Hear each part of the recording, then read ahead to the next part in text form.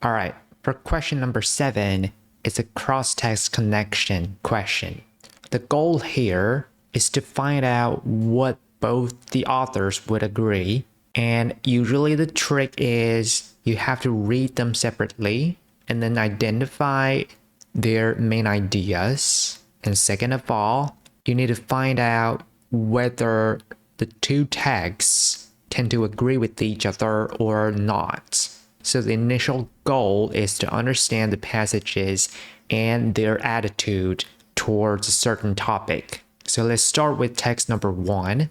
So this civilization, they produced a lot of intricate sculptures, perfectly symmetrical. Probably requires some math skills to do that. But then it would have been very difficult because they had to move the rocks from far away and then shape the rocks into stones and then polish the stones. So the main idea is that for this civilization to produce something like the sculptures, they needed these things. All right, for text 2, right off the bat, it's challenging that it's probably difficult for this civilization to figure out a way to shape the rocks into the stones they found. So immediately the attitude is they're gonna disagree with each other, which is weird because the question says agree. Let's keep going.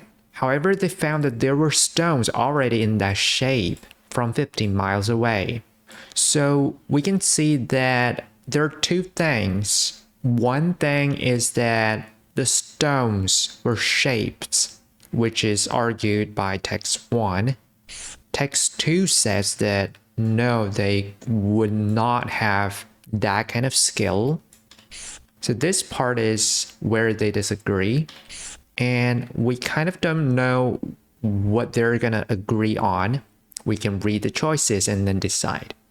So choice A says the stone spheres found there have their present shape because of manual refining. We know that it is supported by text 1, but not by text 2. So text 2 wouldn't agree that they actually shaped the stones. For choice B, there was no need for the civilization to carve the rocks into stone spheres if they had not had means of transporting rocks. So the question is, what does it have to do with transporting? Because for both texts, they suggest that they would need to transport it anyway. So this is a topic different from their ability to carve the rocks. The connection is not there. The ability to shape the rocks was not dependent on their ability to transport rocks. So even though all the topics are like mentioned, the connection is off.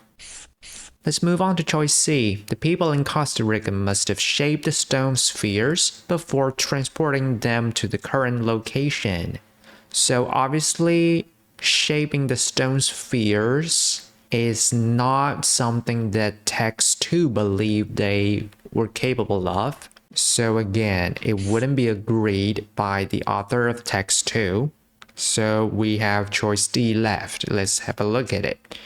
The civilization in Costa Rica might have been advanced enough to invent ways to transport heavy objects, which kind of makes sense because for both texts, they acknowledged that the source of the rocks and stones would have been from a long way away. So even though they don't agree on how they shaped or whether they shaped the stones themselves, they did not argue that the materials were from miles away.